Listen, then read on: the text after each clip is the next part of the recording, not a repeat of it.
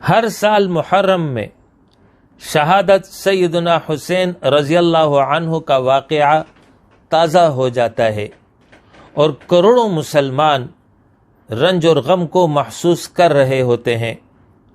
آخر یہ عظیم قربانی کس خاطر دی گئی تھی، اس کو سمجھنے کی ضرورت ہے، اور اس میں جو پیغام ہے اس پیغام پر عمل کی ضرورت ہے۔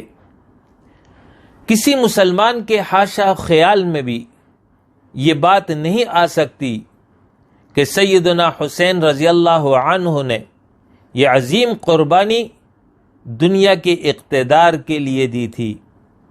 اس کا سبب وہ تغیرات تھے جو بعد کے ادوار میں مکمل طور پر سامنے آ گئے تھے۔ سیدنا حسین رضی اللہ عنہ کی نگاہیں اس وقت مسلم معاشرے اور اسلامی ریاست کی روح اور اس کے مزاج اور اس کے نظام میں پڑنے والی تبدیلی کو دیکھ رہی تھی، جس کو روکنے کی جدوجہد کرنا ان کے نزدیک ضروری تھا، یہاں تک کہ اس غرض کے لیے اگر براہ راست لڑنے کی نوبت بھی آ جائے تو یہ نہ صرف جائز بلکہ وہ اسے فرض اور لازم سمجھتے تھے۔ وہ تغیر کیا تھا؟ وہ یہ کہ ریاست کے مزاج، مقصد اور دستور کی تبدیلی، یہ جو ہے وہ تغیر تھا۔ یزید کی ولی عہدی اور تخت نشینی سے یہ تغیر واقع ہو رہا تھا۔ اس کو سمجھنے کے لیے عہد نبوی اور خلفاء راشدین کا 40 سالہ دور کا جائزہ لیں کہ اس دور میں دستور کی کیا خصوصیات تھیں، اور یزید کے دور میں اور پھر بعد کے ادوار میں کیا تبدیلیاں واقع ہوئی۔ اسلامی ریاست کی اولین خصوصیت قول اور عمل سے یہ ثبوت دینا ہوتا ہے کہ ملک خدا کا ہے، باشندے خدا کی رعیت ہیں، اور حکومت اس رعیت کے معاملے میں خدا کے سامنے جواب دہ ہے۔ حکومت اس رعیت کی مالک نہیں ہے اور نہ یہ رعیت حکومت کی غلام ہے۔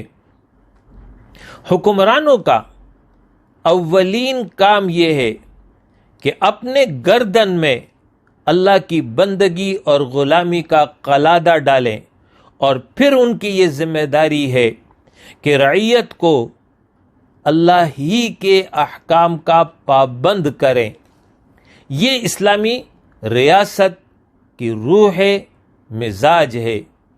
جبکہ یزید کی ولی عہدی سے جس انسانی بادشاہت کا آغاز مسلمانوں میں ہوا، اس میں خدا کی بادشاہی کا تصور صرف زبانی حد تک رہ گیا، عملاً وہی نظریہ اختیار کر لیا گیا جو ہمیشہ سے انسانی بادشاہوں کا رہا ہے، یعنی ملک بادشاہ کا اور شاہی خاندان کا ہے، اور وہ رعیت کی جان، مال، عزت بلکہ ہر چیز کی مالک ہیں۔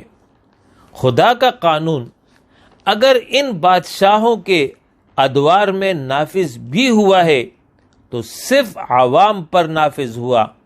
بادشاہ اور ان کا خاندان اور امراء اور حکام زیادہ تر احکامات الہیہ سے مستثنی رہے۔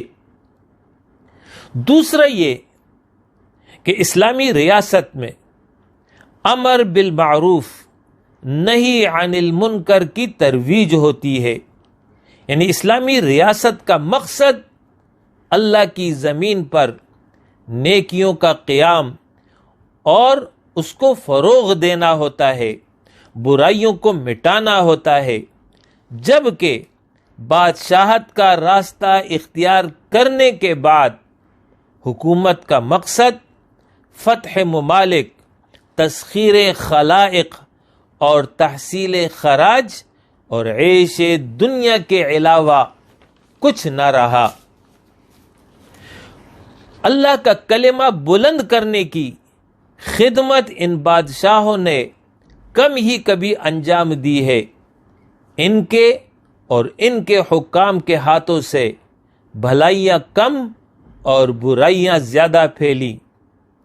یہ روح اور مزاج، مقصد اور نظریے کا تغیر تھا، جبکہ دستور میں جو تغیرات پیدا ہوئے وہ یہ 7 نکات ہیں۔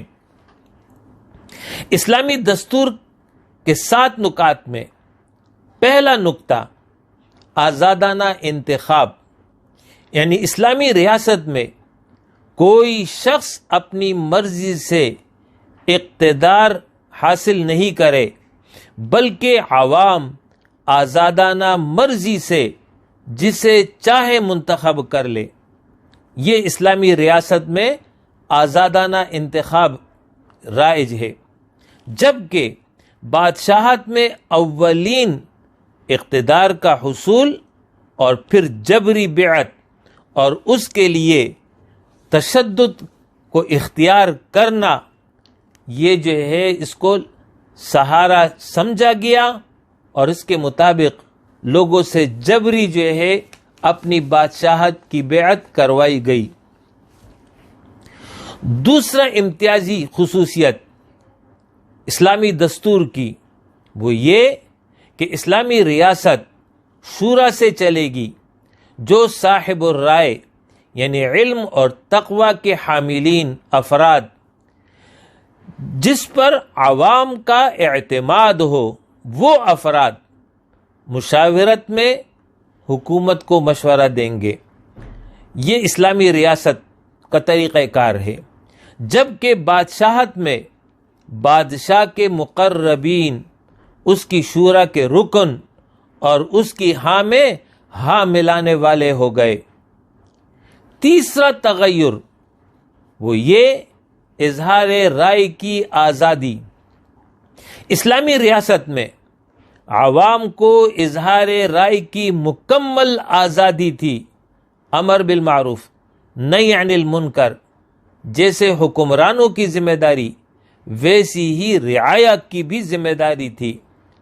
ہر شخص کو حکمرانوں سے، امراء سے باز پرس کی آزادی تھی، انہیں روکنے اور ٹوکنے کا اختیار تھا، جبکہ بادشاہت میں خوشامدی طبقہ وجود میں آ گیا۔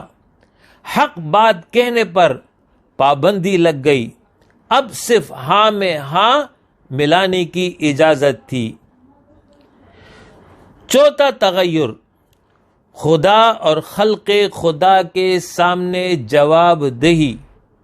اسلامی ریاست کے حکمران، امراء، خدا اور عوام دونوں کو جواب دہ ہیں۔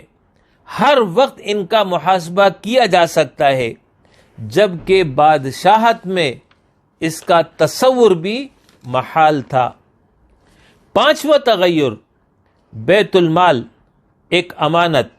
بیت المال خدا کا مال اور مسلمانوں کی امانت ہے، جس میں ذاتی تصرف کا اختیار کسی کو نہیں ہے۔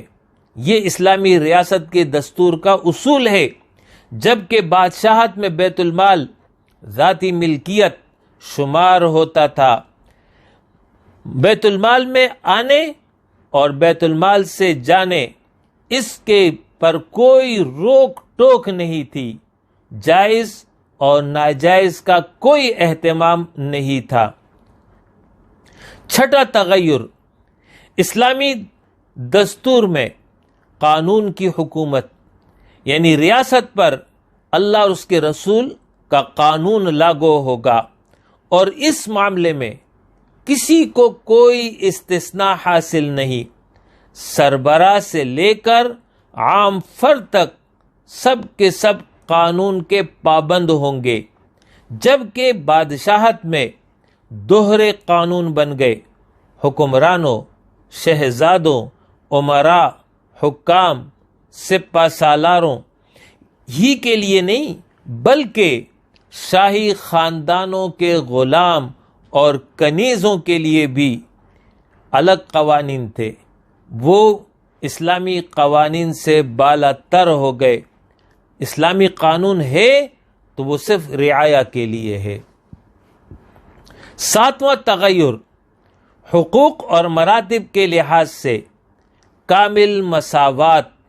یہ اسلامی دستور کی دفعہ ہے، یعنی مسلمانوں میں حقوق اور مراتب کے لحاظ سے کامل مساوات. اسلامی دستور کا یہ 7واں اصول مسلمانوں کے درمیان نسل، وطن، زبان وغیرہ کا کوئی امتیاز نہ تھا. قبیلے، حسب، نسب کی بنیاد پر کسی کو کسی پر کوئی فضیلت نہیں تھی. سب کے حقوق یکساں تھے. ترجیح کا سبب سیرت اور اخلاق اور تقوی تھا. جبکہ بادشاہت میں شاہی خاندان اور ان کے حامی خانوادوں کا مرتبہ سب سے بلند تر اور برتر ہو گیا. ان کے قبیلوں کو دوسرے قبائل پر ترجیحی حقوق حاصل ہو گئے. عربی اور عجمی کی عصبیت جاگ اٹھی اور خود عربوں کے قبائل میں کشمکش پیدا ہو گئی، جس نے ناقابل تلافی نقصان ملت اسلامیہ کو پہنچایا. یہ وہ 7 تغیرات تھے دستور کے جو اس وقت تو بظاہر نظر نہیں آ رہے تھے، مگر سیدنا حسین رضی اللہ عنہ جیسے صاحب بصیرت کو نظر آ رہے تھے. لہذا اسی کو روکنے کے لیے انہوں نے جان کی پرواہ کیے بغیر اپنی بھرپور کوشش کی اور شہادت کو قبول کر لیا. یہ وہ عظیم مقصد تھا جس کے لیے امام عالی مقام نے اپنی اور اپنے گھر والوں کو قربان کر دیا. یہ پورا بیان آپ کے سامنے خلاصے کے طور پر میں نے پیش کیا ہے. تفصیلی بیان مفکر اسلام سید ابو الاعلی مودودی رحمہ اللہ کا شہادت حسین کے عنوان سے موجود ہے. جبکہ مفتی اعظم پاکستان مفتی محمد شفیع رحمہ اللہ کے بقول اس عظیم قربانی کا مقصد اور اس کا سبق یہ تھا: نمبر 1، کتاب و سنت کے قانون کو صحیح طور پر رواج دینا. نمبر 2، اسلام کے نظام عدل کو اثر نو قائم کرنا. نمبر 3، اسلام میں خلافت نبوت کے بجائے ملوکیت اور آمریت کے بدعت کے مقابلے میں مسلسل جد و جہد. نمبر 4، حق کے مقابلے میں زور اور زر کی نمائشوں سے مرعوب نہ ہونا. نمبر 5، حق کے لیے اپنا جان و مال اور اولاد سب کو قربان کر دینا. نمبر 6، خوف و ہراس اور مصیبت اور مشقت میں گھبرانا نہیں اور ہر وقت اللہ تعالیٰ کو یاد رکھنا، اسی پر توکل اور بھروسہ کرنا اور ہر حال میں اپنے رب کا شکر ادا کرنا. یہ 6 نکات ہیں جو اس عظیم الشان قربانی سے معلوم ہوئے.